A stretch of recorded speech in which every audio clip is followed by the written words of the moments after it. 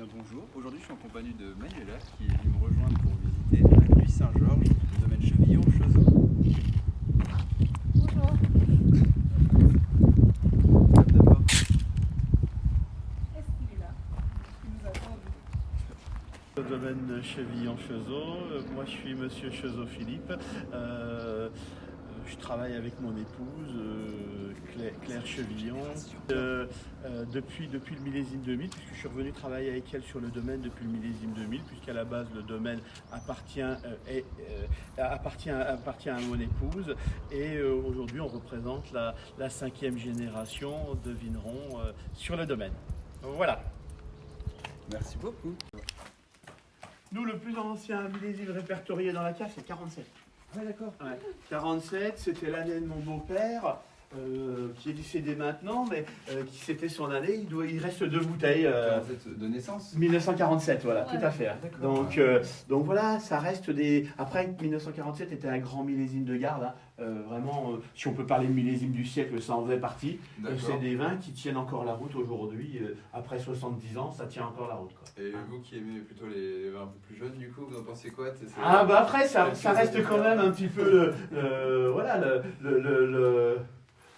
le côté un peu mystérieux des vieux vins, parce que bon, dès qu'on est vraiment sur des vieux vins, c'est un petit peu qui tout double aussi. Ouais, On peut avoir une superbe bouteille où là vraiment ça a évolué moins rapidement qu'une autre à côté. Hein. On avait 2 bouteilles l'une à côté de l'autre, et c'est le mystère un peu de ces vieux vins. Il y a des bouteilles qui évoluent un petit peu plus rapidement, les moyens de conservation, toutes ces choses-là qui jouent, et le bouchon aussi, les échanges à travers le bouchon, qui peuvent faire évoluer une bouteille un petit peu plus rapidement qu'une autre. Mais c'est vrai que quand on est sur un vieux vin et qu'on tombe sur une bouteille qui a eu toutes les bonnes conditions pour évoluer, oui, ça fait des belles bouteilles quand même, malgré tout. Hein. Mais voilà, après, on est dans la culture de la Bourgogne, où c'est vrai que sur un repas ou autre, on finit toujours sur un vieux vin. C'est quand même un petit peu notre culture et notre. Donc voilà, ça reste intéressant de goûter malgré tout des vieux vins sans aucun souci. Et Hein, la voilà. deuxième année la plus vieille, Bon, après, on a des choses dans les années 60, 70. Je ne vais pas dire qu'on a toutes les années, mais on a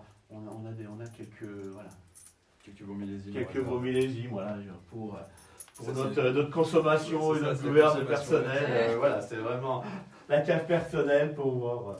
Voilà, c'est aussi notre œnothèque qui permet de retracer les choses, les évolutions au niveau du temps, et de voir aussi un petit peu les différences qui ont pu être faites au fil des années, hein, voilà, au niveau du travail. Donc voilà. Très joli. Ouais. Ça sent bon. Ouais. Du coup, ça peut. Non, ça, c'est pas les nouveaux. Si?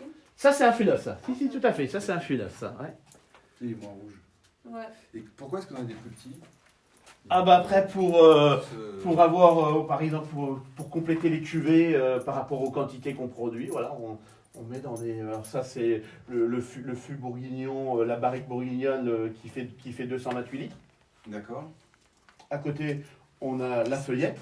C'est comme ça. La feuillette qui fait 114 litres. Et quand même, hein. Et puis on a aussi, là j'en ai peut-être pas sur cette année, ah si j'en ai un là-bas, on a encore le quart là-bas, le carto, ce qu'on appelle le carto, qui est juste là. Le carto. Le carto qui fait 57 litres. Donc il y a le tonneau, la feuille, le carto. La feuillette, voilà. Pardon.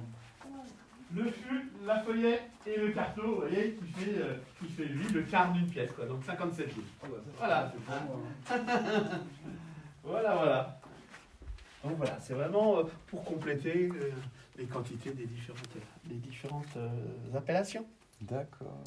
Et donc vous êtes amené à le goûter régulièrement, j'imagine, savoir comment est-ce qu'il Oui, bon, on goûte régulièrement, voir l'évolution du vin dans les fûts, et puis à un moment, parce que on a la fermentation alcoolique qui se fait en cuve, mais après en fût, non, il y a une deuxième fermentation, la fermentation malolactique, qui se fait en fût. Donc après, cette fermentation malolactique, il faut la suivre assez régulièrement, hein, parce que voilà, on a bah non, mais c'est surtout que je reviens à ce que je disais tout à l'heure. L'autre cépage, le pinot noir, c'est un superbe cépage. Hein, je veux pas, mais par contre, c'est un cépage qui est très très sensible à l'oxydation. Donc, c'est pour ça que rien que déjà les tonneaux, ils sont remplis toutes les semaines ou tous les 15 jours. pour qu'il y ait, Vous pour qu'il y ait- rajustez, on remet du vin dessus, dedans, hein, pour éviter qu'il y ait du creux dedans, du vide, Ok. pour éviter qu'il y ait des problèmes d'évolution prématurée du vin. Hein. il y a donc pas ça, de part des ans chez les bourguignons du coup. voilà, tout à fait, complètement. Hein. On Ok. estime que sur un élevage d'un an et demi, comme ça, on a à peu près 6 ou 7 litres de vin qui part en part des anges, sur un fût de 228 litres. Donc c'est quand même assez important. Ça. Quelques verres qui s'envolent. Voilà. Et donc cette fermentation malolactique, dès qu'elle est faite, alors ça on la contrôle pas du tout, et en fonction des équilibres de vin, des acidités au départ, on a des fermentations malolactiques qui se déclenchent un peu plus rapidement, d'autres années un petit peu moins rapidement, et ça on le suit régulièrement dans l'élevage, parce qu'une fois que cette fermentation malolactique est terminée, on est obligé de mettre un petit peu de solution de SO2 dedans pour éviter l'oxydation des vins. Hein. On modère cette quantité de SO2, mais dès qu'on intervient, pas trop rapide, pas trop tard après la fin de la fermentation malolactique, pour stabiliser les vins au niveau développement bactérien ou ces choses-là. Hein. C'est pour ça qu'aujourd'hui, les gens qui peuvent être en biodynamie ou aller sur des vins zéro soufre ou des choses comme ça, c'est assez compliqué et c'est assez aléatoire. Une année où on a les superbes conditions, je veux dire, tout se comporte bien, il n'y a pas de souci. L'année d'après, on fait exactement la même chose, puis on a développement bactérien et puis là, le tonneau, il est foutu, quoi. Hein. Donc c'est pour ça que c'est compliqué. Et moi, aujourd'hui, je ne suis pas prêt de passer ce cap à dire on peut se permettre de perdre 2 pièces de vin ou 3 pièces de vin. Non, on peut pas se le permettre. Et puis voilà, le client, il lui faut quand même une certaine qualité de vin et on peut pas se permettre de dire une année, on fait des vins entre guillemets moyens et l'année d'après des superbes vins. Voilà, faut quand même qu'on ait une régularité. Et si aujourd'hui on a des clients qui nous suivent depuis plus d'une vingtaine ou d'une trentaine d'années, c'est aussi pour cette régularité. C'est pour notre style de vin aussi, hein, puisque chaque vigneron fait vraiment son style de vin, sa façon de travailler. Et c'est vrai que il faut garder un petit peu cet état d'esprit et de dire voilà, on a cette vision des vins dans ce qu'on traduit dans nos bouteilles et il faut que le client il s'y retrouve.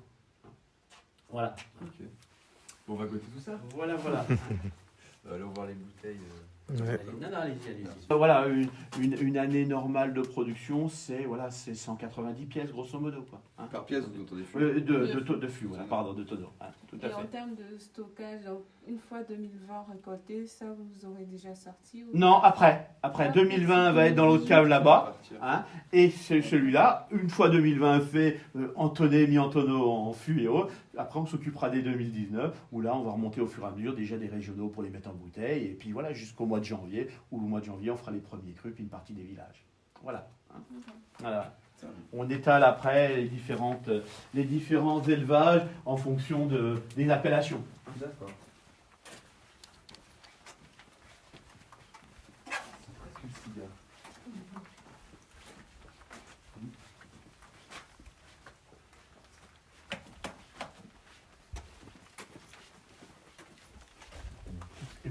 Sur les rouges, voilà pour ce qui va effectivement être une référence sur le domaine aussi. C'est vrai que on va avoir le Bourgogne Pinot Noir. On fait un Bourgogne Pinot Noir, donc appellation régionale, sur un lieu-dit qui s'appelle les Maladières. Donc pareil, sur les appellations régionales, on peut aussi mentionner le nom du lieu-dit ou ses produits. Hein, nous, on fait les Maladières, qui est un lieu-dit qui donne des vins toujours assez tendres, assez faciles, assez ronds.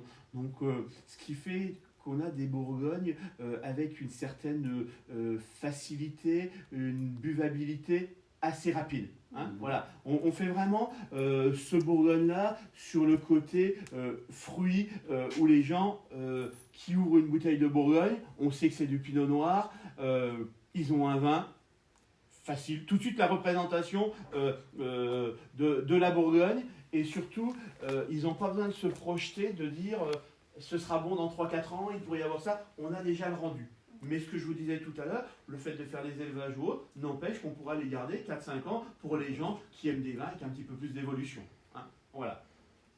Donc ça, c'est quand même une cuvée assez importante, nous, sur le domaine, parce que voilà, sur les 60 000 bouteilles qu'on produit, ça représente quand même presque 10 000 bouteilles. Donc voilà, c'est quand même, voilà. Et c'est quelque chose qui sert aussi sur des entre guillemets, des petits vins régionaux qui servent un petit peu de produit d'appel dans certains pays pour avoir vraiment un petit peu de volume et voilà. Hein. Ensuite, sur le Nuits Saint-Georges village, on fait l'appellation Nuits Saint-Georges vieille vigne. C'est en fait un assemblage de plusieurs lieux-dits de l'appellation Nuits Saint-Georges qui se trouve principalement sur le nord de l'appellation Nuits Saint-Georges. Hein. Donc on reste sur des nuits avec une certaine rondeur et une certaine souplesse. Donc voilà, donc plein de petites parcelles dans différents lieux-dits, donc invinifiables toutes seules, que l'on vinifie ensemble pour donner un Nuits Saint-Georges. Donc là, hein. vous ne lui donnez pas de nom de lieu-dit. Par contre, on met une... une mention valorisante, parce que ça reste une mention valorisante, qui est la mention vieille vigne, parce que les vignes, on l'utilise depuis 2011, cette mention. Les vignes en 2011 avaient atteint en moyenne à peu près 50 ans d'âge moyen. Donc voilà. Là, c'est à partir de 40 ans, c'est ça? Non, le problème c'est que sur cette mention, il n'y a pas de législation. C'est-à-dire que on peut mettre, si vous voulez, vieille vigne n'importe quand. C'est ce qui est un petit peu dommage, je pense, à ce niveau-là, c'est qu'il n'y a pas de réglementation au niveau de ce nom de lieu-dit, qui reste à la base, il faut reconnaître, une mention très commerciale. C'est un petit peu dommage qu'il n'y ait pas de dire, voilà, au bout de 40, 45 ans ou 50 ans, on utilise vieilles vignes, on communique aux consommateurs qu'effectivement, on a des vieilles vignes, des raisins un petit peu plus petits, avec un peu plus de concentration, qui souvent donnent des vins avec un petit peu plus un peu plus complet, un petit peu plus riche. Hein, voilà, hein, c'est un petit peu dommage là-dessus. Mais bon, donc on reste sur des nuits, donc les nuits qui sont quand même des vins quand même assez masculins à la base, hein. On reste sur des vins assez charismatiques, mais le fait qu'on ait pas mal de lieux-dits du côté nord de Nuits, on a des nuits, pareil, qui peuvent être assez abordables sur la jeunesse. Sur les 2-3 ans, on peut déjà les consommer sans aucun souci. Hein. Après, là-dessus, potentiel de garde, on peut aller jusqu'à une dizaine d'années, sans aucun souci. Hein. Voilà. Et après, sur les premiers crus, pour présenter 2 premiers crus, un qui va être côté nord de Nuits, par exemple, qui est Nuits Saint-Georges premier cru au Champerdry, qui va vraiment être le plus rond, le plus tendre et le plus souple de nos premiers crus. C'est vraiment quelque chose de très souple, très souvent des arômes assez velours, ce côté assez soyeux. Hein, voilà, donc un style vraiment féminin et où là vraiment on a le rendu aussi sur les premières années. Sur les 2-3 ans, on se fait déjà plaisir sans problème. Hein, voilà. Lui aussi potentiel de garde. Pareil, largement une dizaine d'années. Voilà, on peut sur des premiers crus qui ont quand même beaucoup plus de complexité et un petit peu plus de structure qu'une appellation village. Je veux dire une année classique, 10-15 ans, ça tient sans problème. Hein, voilà. Okay. Et puis après, de l'autre côté, sur le Nuits Saint-Georges premier cru, les Saint-Georges, qui est aujourd'hui le premier cru peut-être le plus emblématique de l'appellation Nuits Saint-Georges, puisque c'est un vin qui donne toujours... c'est très complet. Hein. On a à la fois du caractère, de la puissance, on a à la fois de l'élégance, et ce qui exprime ce vin-là, c'est qu'on a une grande persistance aromatique et une grande longueur. Si vous voulez, on fait 5 premiers crus différents, et les Saint-Georges vont peut-être être un petit peu la synthèse de tous les premiers crus qu'on fait, parce qu'on a à la fois la finesse qu'un premier cru peut nous donner, la complexité ou le caractère qu'un autre premier cru peut donner, c'est très très complet. Aujourd'hui, les Saint-Georges, si il y avait un grand cru à Nuits, aujourd'hui, il n'y a pas de grand cru sur Nuits Saint-Georges, on s'arrête au premier cru. S'il y avait un grand cru, ce serait les Saint-Georges. Donc ça reste vraiment un vin avec une belle complexité et par contre là, un gros potentiel de garde. Okay. Même des petites années de garde, une vingtaine d'années de garde, il n'y a pas de souci. Ça, c'est une petite année de garde. Voilà, non mais voilà, ça peut tenir une vingtaine d'années sans problème. Voilà. Mais encore une fois, la notion de garde reste très subjective et très personnelle surtout, parce que comment les gens aiment les vins.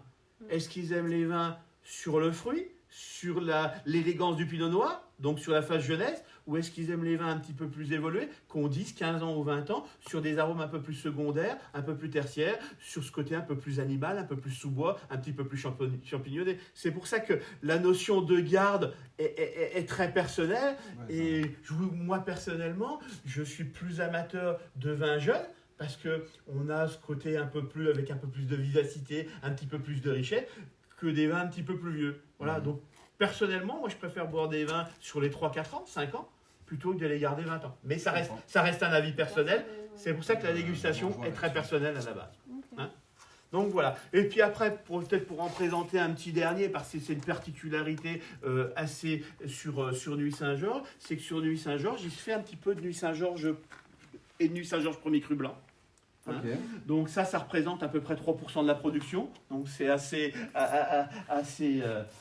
confiné sur Nuits Saint-Georges. Et nous, on fait le Nuits Saint-Georges premier cru et les Bousselots. Donc une appellation qui est une vigne qui a été plantée en 95 et qui donne vraiment des vins blancs avec aussi du charisme et des choses qui peuvent sans comparer les grands blancs de la Côte de Beaune, mais on peut les mettre en face. On est loin d'être ridicule parce que ça fait quand même des vins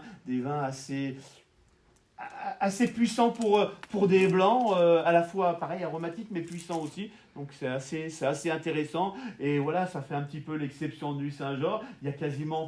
Il y a très peu de monde qui connaissent, qui savent qu'il y a du Nuits Saint-Georges blanc sur Nuits Saint-Georges, et ça reste le côté un petit peu mystérieux et le côté un petit peu découverte, et c'est intéressant. Donc nous, ça représente une petite production, hein. On en fait 1200 bouteilles par an sur une année normale de production, donc c'est vraiment une petite production. Mais voilà, c'est intéressant d'avoir cette diversité sur Nuits. Donc voilà, on est en chardonnay, donc c'est assez intéressant. Ok. Donc voilà un petit peu pour Vous pourriez pour nous les montrer différents. Comment ? Vous pourriez nous montrer quelques